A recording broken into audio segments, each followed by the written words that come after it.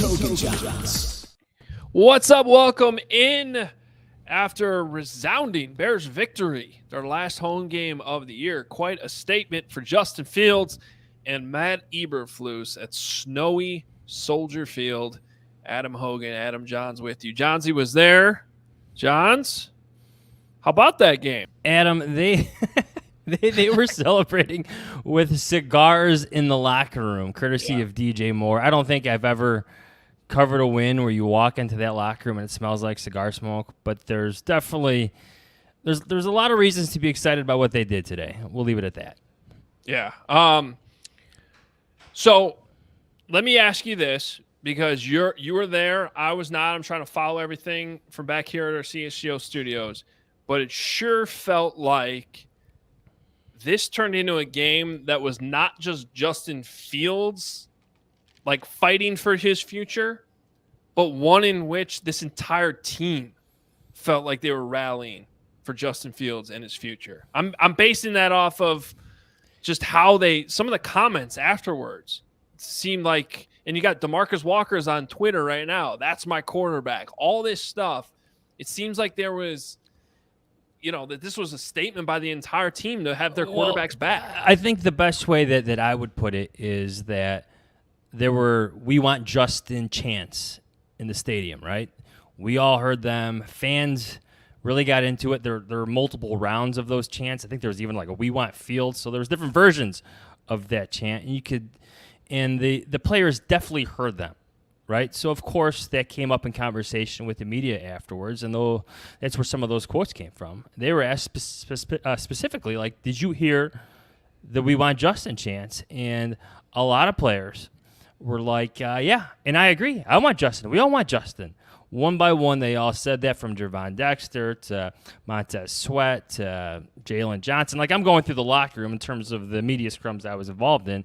That was the vibe there. It was a vibe of that was, based on victory. But, of course, they want Justin Fields. I think that's been a recurring theme and something that, Ryan Poles has to consider. But if I had to sum it up, like, that's how it happened. That's how it came to fruition, just in terms of some of the quotes you're seeing. Doug Dyer pointing out, "We want Trubisky chants have never happened."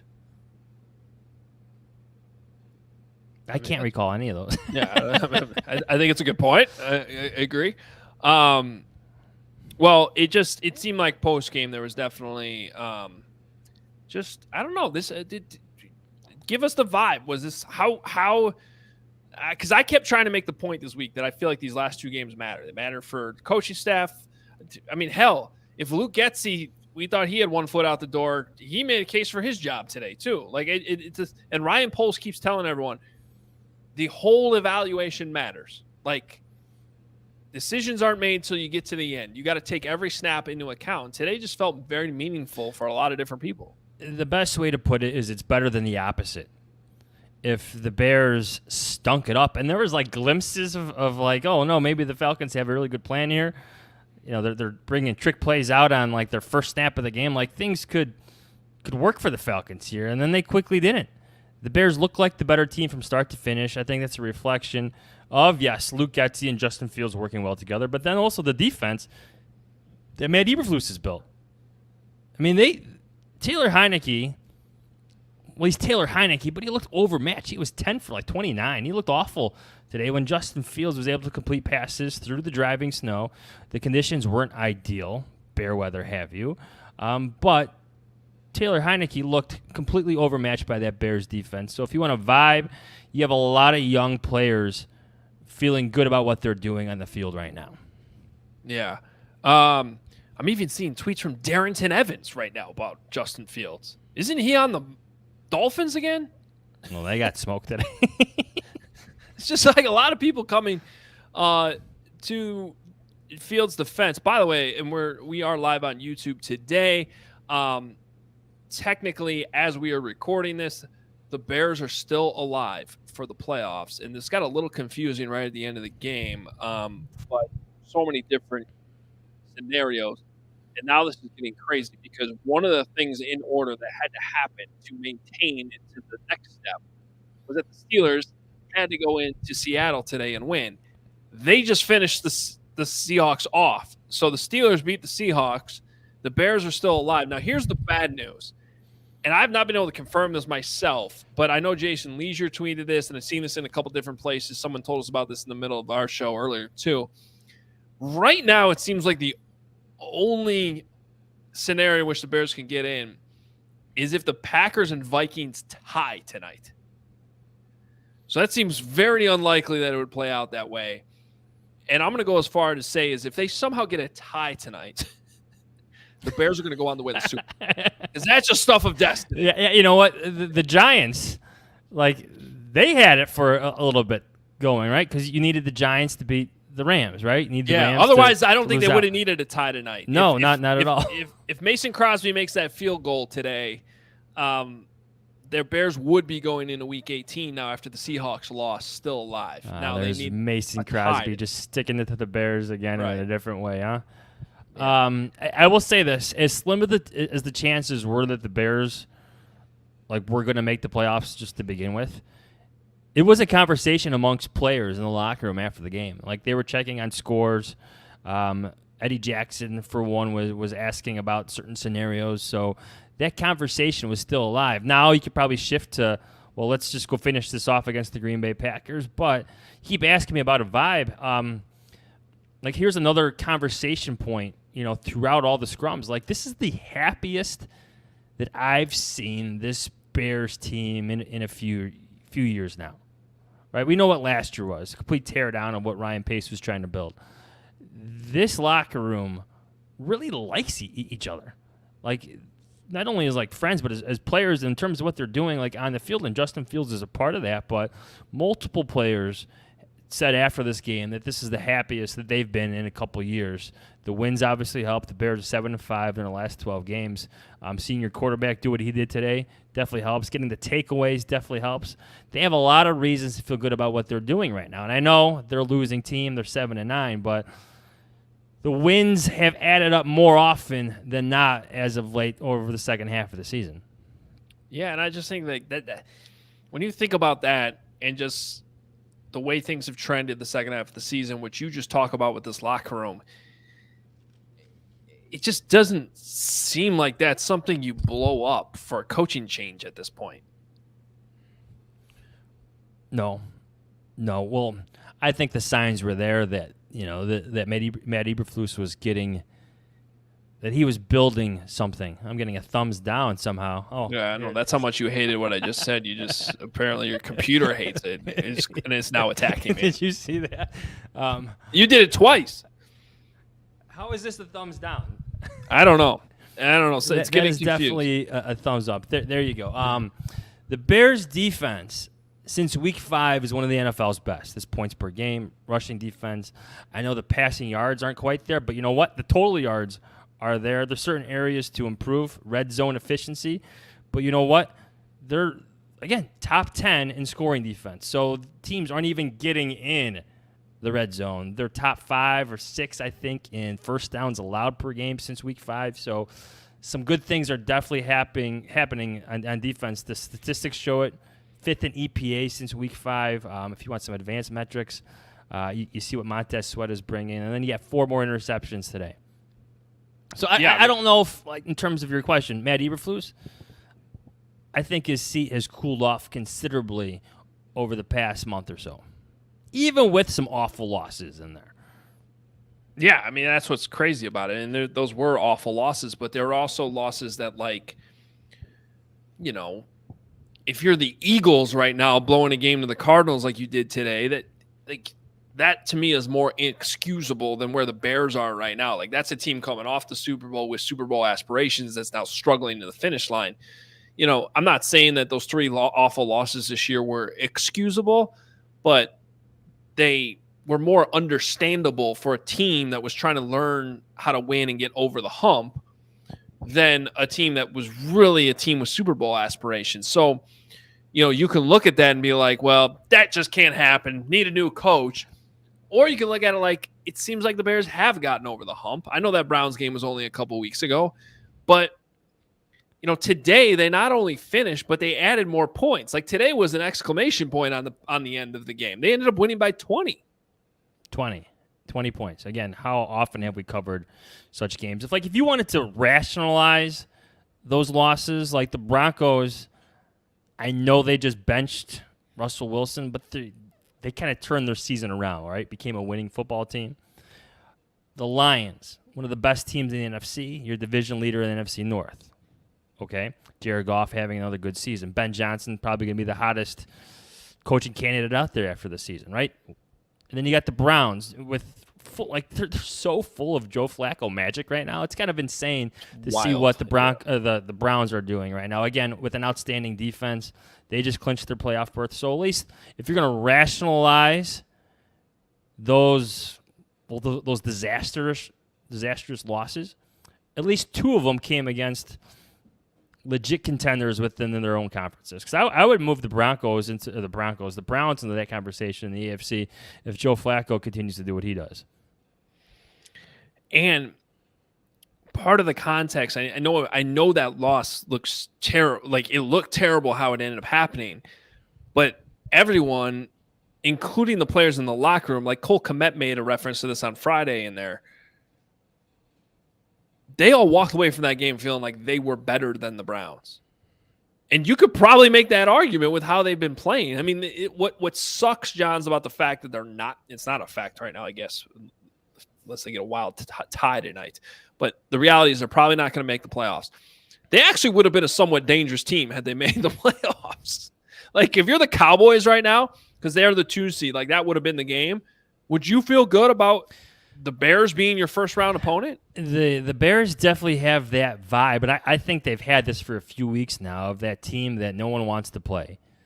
Their defense keeps things close. They force takeaways, and their quarterback, while inconsistent as a passer, has these flashes of just like, wow. Like, 3rd and 8, I thought he was sacked twice in the backfield against the Falcons. Spins out of it. Like, he can do things like that other quarterbacks can't. Those flashes of wow, I'm sure Ryan Poles feels that.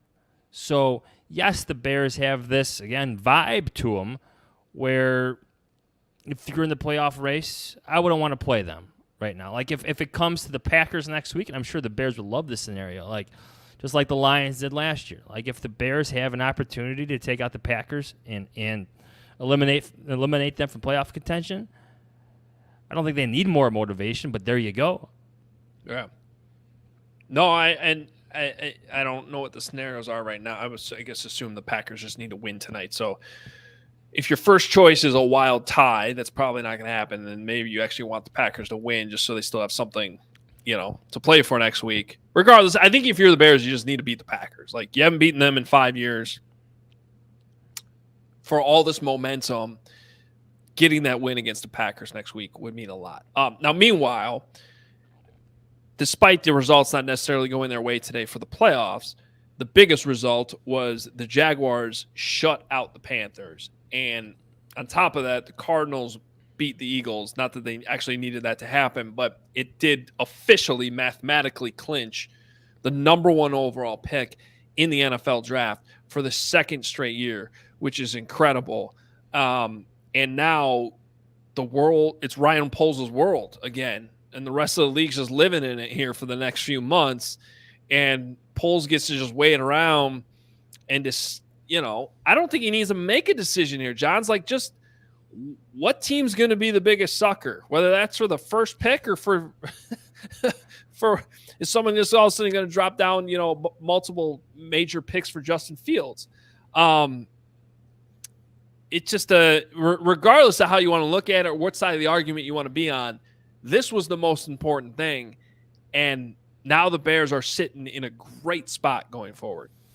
And you look at what he did last year or this year with that pick and what Darnell Wright has become, what Tyreek Stevenson, 2 more interceptions today, has become, what DJ Moore did today, but really throughout the entire season, new career highs in receiving yards and touchdown catches. He needs 2 more catches to set another career high in receptions. He's been an outstanding addition to this team. So I think that the trade back scenario has a lot of legs today. It's important to take into like the full body of work. Like you can't get caught up in the roller coaster ride that this season is. And Ryan Poles has said himself that he experiences some of the ebbs and flows to the season, and you can't get too caught up in what happened today against the Atlanta Falcons, who could be approaching their own regime changes. But at this moment, the idea of trading back, like you see a defense that's already good. You add another pass rusher, they can be great. You see an offense that works with DJ Moore, Cole Kmet, and Justin Fields. You add Marvin Harrison Jr., this could even be better. I get that there's a lot of questions about Justin Fields and what he can do in certain passing situations. I've been as critical of him as any reporter or analyst that's out there. His third down numbers, his fourth quarter numbers, his production in 4-minute and 2-minute situations, they all have to be better. But if you're building around Justin Fields, that's still a good thing. If you're building around Justin Fields, you can still pivot off him a couple of years later, and it'll still be good for the next quarterback. So I think the scenario of trading back, while there's a lot of recency bias in this right now, it definitely has some legs after today. Well, and I think today's a good reminder that, you got to let every day play out here. Because today it looks a lot different than it did this morning, right? And we don't know what the rest of the order is going to look like. We'll know that next week. We don't know what these offers are even going to be, and whether that's for Justin or for the number one pick. But that is one point you got to keep in mind, is if you keep Justin, it's Justin and the picks you get for number one and what those picks turn into. And maybe that is enough to surround him with a much better roster where he all of a sudden is clicking with more weapons and better protection. It's totally on the table. And on the flip side, if they're in love with Caleb Williams or Drake May or whatever, it's that plus what you can get for Justin Fields. And maybe with how Justin played today, if he finishes off next week with another big game, maybe that's a first-round pick. So that's what the totality of it is, and we still don't know. Ryan Poles doesn't know what that totality is right now. And he probably won't know until the combine, like last year when he basically, put up a for sale sign when he arrived in Indianapolis. So that's what's so interesting about this. What I do want to ask you, because you were in there and you were talking about the chance today. The one thing I think we do know is this fan base is probably 80-20 in Justin Fields' corner. And today only cemented that. And that was wild, even just watching on TV. A quarterback, a Chicago Bears quarterback, getting that much support. How much do you think that factors in? Because Kevin Warren was sitting there. Ryan Poles was sitting there. They hear it. The McCaskies, whatever influence they have. I mean, pivoting at this point from Justin Fields, when you know it's not going to be the most popular thing with your fan base, would be a pretty interesting move. You can't let, there's limits on that, right? You can't let emotions and fan reaction, even player reaction, completely sway what you're going to do. You can't change your course because of how fans or players might react. But there are certain intangible things you have to take in part of the equation. Like there just are. There's so many emotions in football. It's an emotional game, right? You have to take players' feelings into account. You have to take into account the pressure that Justin Fields' replacement might feel stepping in the Soldier Field, knowing how much love he got from these fans, knowing how much fans enjoyed watching him. Yes, it hasn't been perfect, but he's won them over in so many ways. You have to take that into account because it affects his replacement. He's got to win over the entire city and the locker room. That's a lot of pressure to put on Caleb Williams or Drake May. So it has to come into account. Now, again, you don't let it change your opinion completely, but it's part of the equation in this. It 100% has to be. But and to that point, if you're already, and I'm not saying the Bears have this worries, but it's come up, just in general conversation about Caleb Williams. If you at all have any concern about how he might handle this market, that reality you just brought up about like from day one, you're starting with an uphill battle because you're not Justin Fields. Like that's tough. And it's a little unfair, but it's just a reality, though. This is where I want to give Ryan Pace, Josh Lucas, and that pass regime some credit. They always thought that Justin Fields had the makeup to handle this market. The scrutiny, the endless attention, good and bad. A lesson learned from their previous mistake. For Mitch Trubisky, who couldn't. Yeah. Justin Fields has been able to handle this market, the good and the bad. The media included. So you have to give Ryan Pace was somewhere in this building today. You have to give them credit on that. Yeah. All right. What else should we hit on before we get out of here and enjoy the rest of our New Year's Eve? I just think you have a lot of young players that are continuing to play well. Javon Dexter with 2 sacks today. Tyreek Stevenson, 2 interceptions. Those are 2 rookies, man. Yeah. 2 rookies. I just think the entire first pick is going to drive the conversation. You can read my column later tonight on the Athletic about that.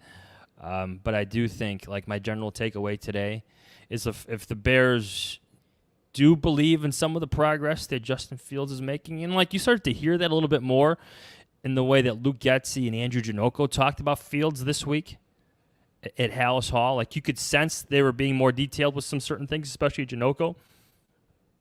If they truly believe it, the idea of bringing everybody back and trading that first pick for a whole load of capital, for a bunch of picks that could forever change the course of your franchise, at least for the next decade, it seems very appealing. And I know we go back and forth on this, and there's some recency bias because we just saw what Justin Fields did against the Atlanta Falcons, but you can't deny that it doesn't have some legs after today. No, without a doubt. Without a doubt. These are huge decisions that are coming up. And honestly, it starts in about a week because what you do with the offensive staff matters a ton. I mean, if you're going to flip the offensive staff but keep Fields, then he's got to learn a new offense. No. I don't think anybody likes that idea. You know where I stand. Like, Can Luke Getsy get a little bit of credit for what happened? Well, he should for today. Yeah, absolutely. Can he get some credit for it? He was obviously involved in some of the good things that happened, but you know where I stand on this. It's probably my most unpopular opinion that I have. If you're bringing Justin Fields back, bring back Luke Getsy to see what they could actually do with 3 years together instead of having Justin Fields learn another system.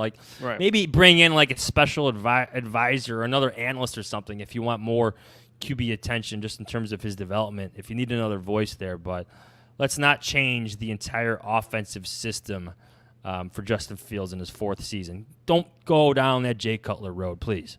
Well, and that's just another layer to this because if you do make a change there, don't you kind of have to know what direction you're leaning at quarterback when you make the hire?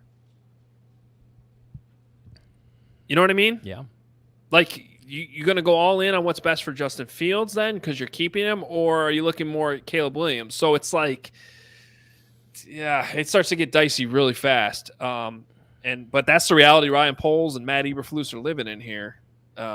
First up, though, be a great ending to the season if they can go into Green Bay and right the wrong of week 1 that got this season off to such a horrible start and really kind of bring it to the rightful conclusion where it was a heck of a roller coaster, not really what we expected. But if they go into Green Bay and they finish 8-9 with this trajectory, that is kind of what we were all talking about all offseason. About the trajectory you wanted. Yes, exactly. Now, I think you wanted a little more clarity on the quarterback to the point that you wouldn't even be talking about Caleb Williams. That would have been ideal. If this Justin Fields showed up for most of the season, this is not a conversation. It's how much can you get for the first pick? Justin Fields, your guy. You might even be extending him in a few weeks. So this helps, but it's still muddy, and I don't know. I don't want to put everything on a Week 18 game that doesn't necessarily mean a whole lot, but I think it certainly means a lot to this Bears franchise and would mean a lot to these players to get that win over the Packers. It means a lot to me to cover a meaningful game for once at this late in the season. Yeah. I'm over-exaggerating this, but Meaningful football games are fun to cover. Well, as meaningless games go, this is about as meaningful as they can get, if that makes sense. Unless the Vikings and Packers tie tonight. That's what the ideal situation. If that happens. If that happens, for once, the football gods are working in the favor of the Chicago Bears. Well, then you're just going to be like, what the hell's going on here, right? The Texans-Colts game at the end of last season, this miraculous trade where I got to be honest, look, the Panthers are awful, but they're playing in the South. Like, I never would have thought that they were going to be this bad to get the first pick. I would have thought they would have accidentally won a couple other games like they did against the Falcons a couple weeks ago, just because the division's so bad. But nope. They're this bad. Bryce Young looks like a bust at this point. I don't think it's fair to label him as such, but just the way this season's gone, 2 years in a row, and then if you get a tie tonight on top of that, then I'm with you. Like, it's just, I don't know what's happening in the football universe, but all of a sudden things are turning around for the Bears. Adam, the Panthers are such a mess. Their owners throwing drinks on fans. God. Could you imagine if George McCaskey did such a thing? No, I can't. I think he never would. I think that's why George McCaskey and David Tepper are very different people. Oh, man. Thank you. That is wild. If you haven't seen it, there's a video going around of David Tepper tossing his drink at a Jaguars fan and then turning around and walking out of the suite he was sitting in. Yeah. That's just unbelievable. Oh, man. I don't know what kind of discipline you can have for an owner, but like, you got to get fined for that, right? Yeah, I would think so. Just don't take away their first round draft pick. That belongs to the Bears. No. He's going to lose like a 6th-round pick. Yeah. Just that's wild. That cannot happen. All right. We are out of here. We'll just close the year by saying this. I mean, it's been a crazy year. 2023 was about as good as it can get for a football team that's probably not going to the playoffs. And it was certainly, like I said a few minutes ago, a roller coaster along the way. But this, compared to New Year's Eve last year, this has been a team headed in the right direction with a lot more assets, with DJ Moore here, another first number 1 pick on the way. So it's been a wild ride. We appreciate all the support, as always. This has been season number 9 for us on Hoge Jahns, and we just, we thank all you guys for all the support along the way. Sometimes even the glitches, like the start of this podcast. But happy New Year to you all, and congrats on a Bears win and a number 1 pick in the same day. Happy New Year. All right, saying guys. Goodbye. Okay. Yeah, I can. We'll see you guys on Tuesday. Happy New Year.